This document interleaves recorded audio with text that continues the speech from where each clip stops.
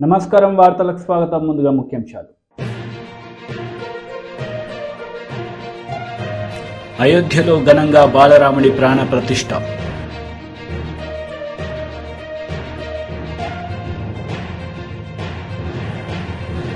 YS Sharmila press meet. BJP down down అంటూ నినాదాలు.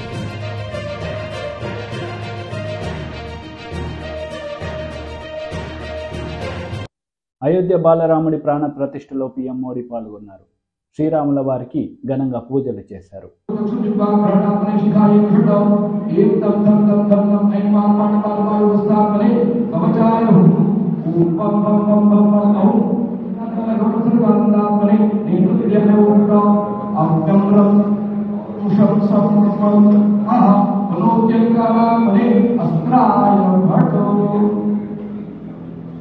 एवं आत्मनिकृत्वा हस्तं प्रक्षाल्य देवी पूजाना देवस्य कपोलो हृदयेन अंकुष्टं दत्त्वा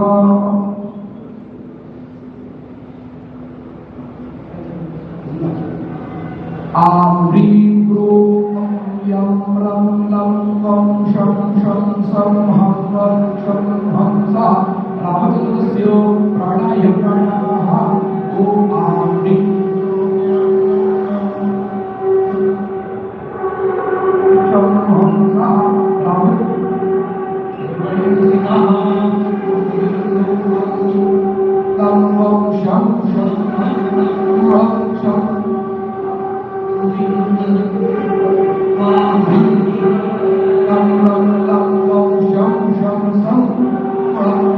ये दोनों हेलीकॉप्टर अब सरयू मैया और राम की पैड़ी की ओर जाएंगे।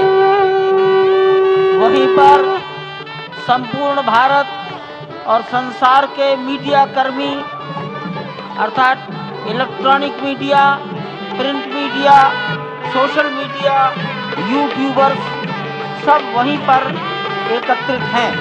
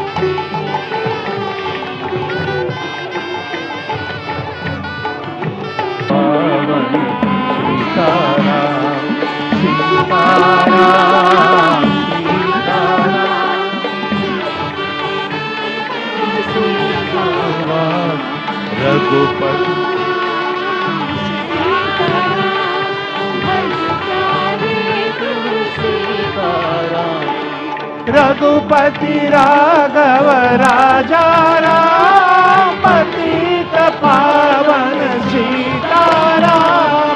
रघुपति राघव राजा राम पतित पावन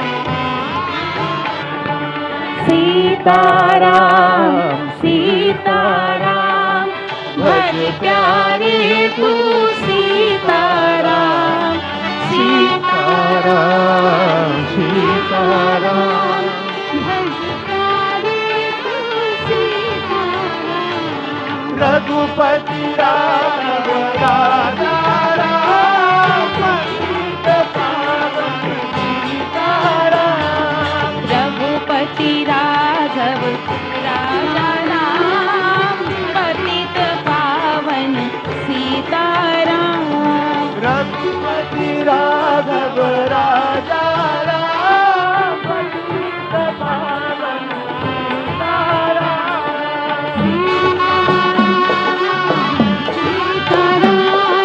भज प्यारे तू सीताराम सीताराम सीताराम भज प्यारे तू सीताराम राजा राम पतित पावन सीताराम सीताराम सीताराम भज प्यारे तू सीताराम सीताराम सीताराम भज प्यारे तू सीताराम रघुपति राघव राजा राम पतित पावन सीताराम అయోధ్యలో బాలరాముడి ప్రాణ ప్రతిష్టలో పీఎం మోడీ పాల్గొన్నారు. ఈ సందర్భంగా ఆయన ప్రసంగించారు. देश में उमंग और उत्साह बढ़ता ही जा रहा था। निर्माण कार्य देख देशवासियों में हर दिन एक नया विश्वास पैदा हो रहा था। आज हमें सदियों के उस धैर्य की धरोहर मिली है। आज हमें श्री राम का मंदिर मिला है। गुलामी की मानसिकता को तोड़कर उठ खड़ा हो राष्ट्र, अतीत के हर दंश से हौसला लेता हुआ राष्ट्र ऐसे ही नव इतिहास का सृजन करता है। आज से 1000 साल बाद भी लोग आज की इस तारीख की, आज के इस पल की चर्चा करेंगे। और ये कितनी बड़ी राम कृपा है कि हम सब इस पल को जी रहे हैं, इसे साक्षात घटित होते देख रहे हैं। आज दिन दिशाएं दिग दिगंत सब दिव्यता से परिपूर्ण है। ये समय सामान्य समय नहीं है।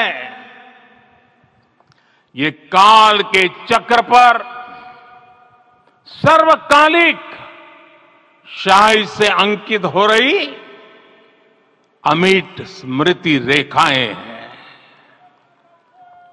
साथियों, हम सब जानते हैं कि जहां राम का काम होता है वहां पवन पुत्र हनुमान अवश्य विराजमान होते हैं। इसलिए मैं राम भक्त हनुमान और हनुमान गढ़ी को भी प्रणाम करता हूं। मैं माता जानकी, लक्ष्मण जी, भरत, शत्रुघ्न सबको नमन करता हूं। मैं पावन अयोध्यापुरी और पावन सरयू को भी प्रणाम करता हूं। मैं इस पल दैवीय अनुभव कर रहा हूं कि जिनके आशीर्वाद से ये महान कार्य पूरा हुआ है। वे दिव्य आत्माएं, वे दैवीय विभूतियां भी इस समय हमारे आसपास उपस्थित है। मैं इनसे भी दिव्य चेतनाओं को भी कृतज्ञता पूर्वक नमन करता हूं। मैं आज प्रभु श्री राम से क्षमा याचना भी करता हूं।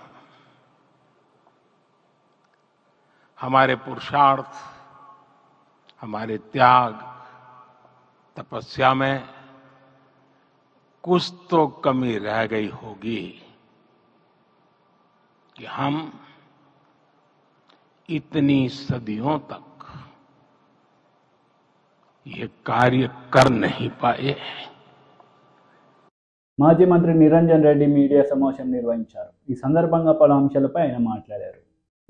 సాగుతూ వచ్చినటువంటి తెలంగాణ భవన్లో సాగుతూ వచ్చినటువంటి బీఆర్ఎస్ పార్టీ సమీక్షా సమావేశాలు అత్యద్భుతంగా జరిగినాయి. ఇవాళ ఆఖరు నల్గొండ పార్లమెంటరీ నియోజకవర్గ పరిధిలోని నాయకులు, ప్రజాప్రతినిధుల సమీక్ష సమావేశం జరిగింది. 22 వరకు, అంటే దాదాపు గంటల్లో లెక్కిస్తే 125 గంటల పాటు నిర్వహించుకున్నాం. మా వాళ్ళు నిర్వాహకులు సమయాన్ని కూడా రికార్డ్ చేసినారు. ప్రతి అసెంబ్లీ నియోజకవర్గ పరిధి నుంచి ఆ నియోజకవర్గ కోర్ లీడర్షిప్ ఇందులో పాల్గొనడం జరిగింది. సగటున 75 నుంచి 100 మంది చొప్పున. ముఖ్య ఉద్దేశం క్షేత్రస్థాయి నుంచి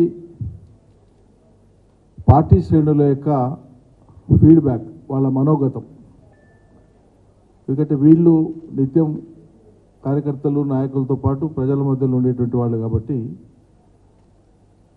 మొదటి రౌండ్లో ఈ అనుభవం గడించినటువంటి వాళ్ళు కానీ, ప్రజాప్రతినిధులుగా ఉన్నవాళ్ళు కానీ, కొంత బాధ్యతను మోసినటువంటి వాళ్ళు కానీ, వీళ్ళందరినీ కూర్చోబెట్టి వాళ్ళతో చర్చిస్తే వాళ్ళ ఫీడ్బ్యాక్ వస్తుంది అనేటువంటి ఉద్దేశంతో ఆ రకంగా వాళ్ళ ఫీడ్బ్యాక్కు శ్రీకారం చుట్టడం జరిగింది.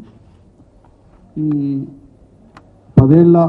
సుమారు 10 ఏళ్ల పాలన, ప్రభుత్వ పరంగా చేసినటువంటి కార్యక్రమాలతో పాటు పార్టీ పరంగా చేసిన కార్యక్రమాల మీద కూడా వాళ్ళ అభిప్రాయాలను, సూచనలను కోరడం జరిగింది. వారు వెలుబుచ్చడం జరిగింది. ప్రతి ఒక్కరూ తమదైనటువంటి శైలిలో, తమదైనటువంటి ఎటువంటి సూచన ఇచ్చినా దాన్ని పార్టీ స్వీకరించింది. నిస్సంకోచంగా, నిర్మోహమాటంగా, నిరభ్యంతరంగా, నిర్భయంగా వాళ్ళ సూచనలు నివేదించడం జరిగింది. అవన్నీ కూడా రికార్డ్ చేసుకోవడం జరిగింది. ఇవన్నీ కూడా భవిష్యత్తులో అవసరమైనటువంటి మార్పు చేర్పులు, సవరణలు చేసుకోవడానికి దోహదపడేవి అని చెప్పి పార్టీ భావించే ఈ నిర్ణయం తీసుకున్నది. మొదటి నుంచి కూడా మేము చెప్తున్నాం, ఈ పార్టీ పుట్టినప్పటి నుంచి, కేసీఆర్ గారు ఈ పార్టీని పుట్టించినప్పటి నుంచి అనేక ఆటుపోట్లు ఎదురైనాయి, అవహేళనలు ఎదురైనాయి, అవమానాలు ఎదురైనాయి. పడి లేచినాము కానీ శాశ్వతంగా పడిపోము కూడా. ఆటుపోట్లను అధిగమించినాం, సవాళ్లను స్వీకరించినాం. మరింత ప్రజా సమూహాన్ని కూడగట్టి అంతిమంగా తెలంగాణ సమాజాన్ని ఏకం చేసినాం కేసీఆర్ నాయకత్వాన్ని. అది చరిత్ర. అందువల్ల ఈ ఫలితాలు, మొన్నటి రాష్ట్ర శాసనసభ ఫలితాలు మాకేం దిగ్భ్రాంతినో లేకుంటే కృంగిపోయే విధంగానో మేము వాటిని స్వీకరించలే. గెలిచినప్పుడు ఎప్పుడు పొంగిపోలే, గతంలో కూడా. అందుకోసమే కృంగిపోలే. ఈ ఓటమి మమ్మల్ని ఏం కుంగదీయదు. అయినా ఈ ఎన్నికలలో స్వల్ప తేడా అనేటువంటిది కూడా శ్రేణులందరూ వివరించడం, మనం గ్రహించడం కూడా జరిగింది. 1.85% ఓట్ల తేడా, అంటే పోలైనటువంటి ఓట్లలో సుమారు 4 లక్షల పైచిలకు ఓట్లు మాత్రమే తేడా వాళ్ళ అధికారంలో ఉన్నటువంటి పార్టీకి, మేము ప్రధాన ప్రతిపక్షంగా ఉన్నటువంటి మాకు. కాబట్టి అమాంతంగా వాళ్ళకేదో ల్యాండ్ స్లైడ్ విక్టరీ వచ్చినట్లుగా, యువతల బీఆర్ఎస్ను మొత్తంగా తిరస్కరించినట్లుగా వాళ్ళు అవహేళన పూర్వకంగా చాలా వైఎస్ షర్మిల ప్రెస్ మీట్ నిర్వహించారు. ఈ సందర్భంగా పలు అంశాలపై ఆమె మాట్లాడుతూ మోడీ డౌన్ డౌన్ అంటూ నినాదాలు చేశారు. రాహుల్ గాంధీ గారు భారత్ జోడో న్యాయయాత్ర మొదలు పెట్టారు. అంతకు ముందు చేసిన భారత్ జోడో పాదయాత్రలో రాహుల్ గాంధీ గారు 4000 కిలోమీటర్లు పైగా పాదయాత్ర చేస్తే అడుగడుగున ఎక్కడ వీలైతే అక్కడ కాంగ్రెస్ పార్టీకి వ్యతిరేకంగా ఉన్న ప్రభుత్వాలు అయితేనేమి, బీజేపీ అయితేనేమి దాడులు చేశారు. కొట్టడం కూడా, కట్టెలతో కొట్టడం కూడా చేశారు. అనేక రకంగా హింసించడం జరిగింది. నిన్న అస్సాంలో రాహుల్ గాంధీ గారు స్వయంగా భారత్ జోడో న్యాయయాత్ర చేస్తుండగా హఠాత్తుగా బీజేపీ గుండాలు గుంపులు గుంపులుగా వచ్చి భారత్ జోడో న్యాయయాత్రలో పాల్గొంటున్న వాళ్ళని మీద దాడులు చేసి వాళ్ళను గాయపరచడం జరిగింది. ఎందుకు ఇలా చేస్తున్నారు అని రాహుల్ గాంధీ గారే స్వయంగా దిగి వాళ్ళని ఎదిరిస్తే రాహుల్ గాంధీ గారికి కూడా ప్రమాదం తలపెట్టే ప్రయత్నం చేసి ఆఖరికి పెద్ద గొడవై నిన్న అస్సాంలో ఈ విషయం జరిగితే అస్సాంలో ఉన్నది బీజేపీ పార్టీకి చెందిన ముఖ్యమంత్రి. మరి ఇప్పుడు బీజేపీ పార్టీ అధికారంలో ఉన్న రాష్ట్రంలో కనీసం ప్రశాంతంగా శాంతియుతంగా ప్రజల కోసం చేపట్టిన ఒక యాత్రని కూడా చేయనీయకపోతే దీన్ని ప్రజాస్వామ్యం అంటారా అని మోడీ గారిని ప్రశ్నిస్తున్నాం. మోడీ గారు సమాధానం చెప్పాలి. ఈ రాష్ట్రంలో ప్రజలందరూ ఉన్నారా, లేకపోతే కేవలం బీజేపీ పార్టీ కార్యకర్తలు, బీజేపీ పార్టీకి చెందిన నాయకులు, ఆర్ఎస్ఎస్, విహెచ్పి ఇలాంటివి మీకు మాత్రమే చెందిన వాళ్ళు ఈ దేశంలో ఉండాలా? ఇక ఎవరు మిగతా వాళ్ళని ఎవరిని బ్రతకనివ్వరా? ప్రశాంతంగా ఉద్యమాలు కూడా చేసుకునివ్వరా? ప్రజల కోసం కనీసం కొట్లాడనివ్వరా అని మోడీ గారిని అడుగుతున్నా. మోడీ గారు దేశ ప్రజలకు సమాధానం చెప్పాల్సిన అవసరం ఉంది. ఈ రోజు రాహుల్ గాంధీ గారు అస్సాంలోనే ఒక గుడికి వెళ్ళాలనుకుంటే ఆ గుడికి కూడా రాహుల్ గాంధీకి వెళ్ళకూడదు, అనుమతి లేదు అని అనుమతి నిరాకరించారు. బీజేపీ ప్రభుత్వము అస్సాంలో ఉంది, ఆ ప్రభుత్వం అనుమతిని నిరాకరించారు. ఎందుకు నిరాకరించారయ్యా అని అడిగితే ఎక్కడో అయోధ్యలో రామ్ మందిర్ ఏర్పాట్లు జరుగుతున్నాయి, ఆ కార్యక్రమం అక్కడ జరుగుతున్న సమయంలో ఇక్కడ అస్సాంలో రాహుల్ గాంధీ గారు గుడికి వెళ్ళకూడదట. ఇది ఎక్కడ న్యాయం అని అడుగుతున్నాం. అంటే గుడికి వెళ్ళడానికి కూడా మోడీ గారి పర్మిషన్ కావాలా? గుడికి వెళ్ళడానికి కూడా బీజేపీ కార్యకర్త, బీజేపీ నాయకుడో, లేకపోతే ఆర్ఎస్ఎస్ లేకపోతే విహెచ్ఓ వీళ్ళ ఈ సభ్యులే అయి ఉండాలా? సామాన్య ప్రజలకు కనీసం గుడికి వెళ్లే హక్కు లేదా అని అడుగుతున్నాం. ఎందుకు నిరాకరించారో మోడీ గారు, అస్సాం చీఫ్ మినిస్టర్ సమాధానం చెప్పాల్సిన అవసరం ఉంది. ఇలా అడుగడుగున నిరంకుశ పాలన, ప్రతి చోట ఎక్కడ వీలైతే అక్కడ ఎలా మిగతా ప్రజల్ని, మిగతా పార్టీలను ఎలా తొక్కగలిగితే అలా ఇంత నీచమైన పరిపాలన చేస్తుంటే దీని డెమోక్రసీ అని ఎలా అంటారు? BJP down down, BJP down down, BJP down down, BJP down down, BJP down down, BJP down down, down down, Modi down down, down down BJP. Congress leader Mallu Ravi press meet నిర్వహించారు. ఈ సందర్భంగా పలు అంశాలపై ఆయన మాట్లాడారు. కొత్తగా మతం మారినటువంటి వ్యక్తి ఒంటి నిండా పంగన వాళ్ళు పెట్టుకుంటారన్నట్టుగా ఈ అస్సాం ముఖ్యమంత్రి కాంగ్రెస్ పార్టీలో మంత్రిగా పనిచేశాడు.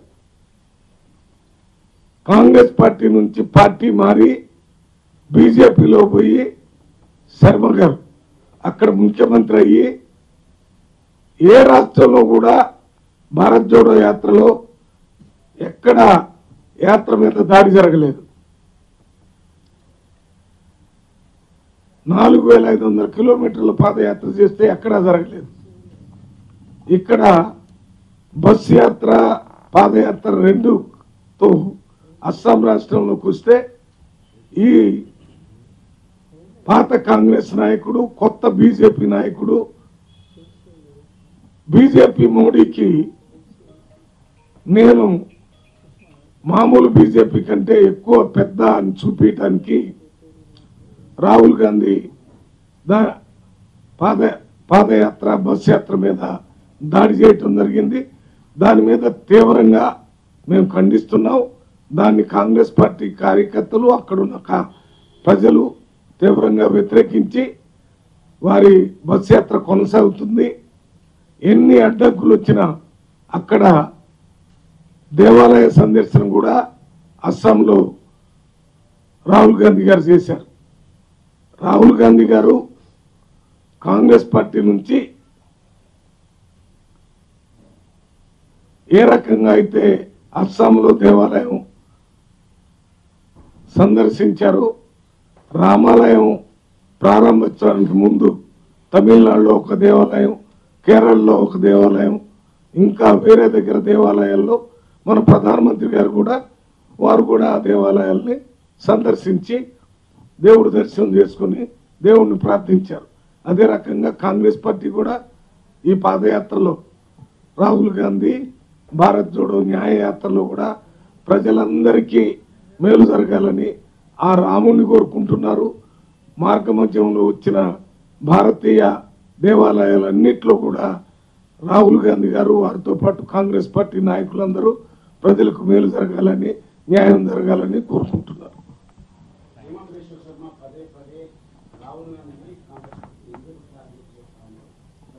వార్తలు ముగించే ముందు ముఖ్యాంశాలు మరోసారి. అయోధ్యలో ఘనంగా బాలరాముడి ప్రాణ ప్రతిష్ఠ.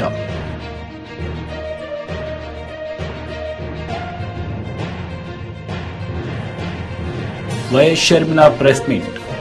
బీజేపీ డౌన్ డౌన్ అంటూ నినాదాలు.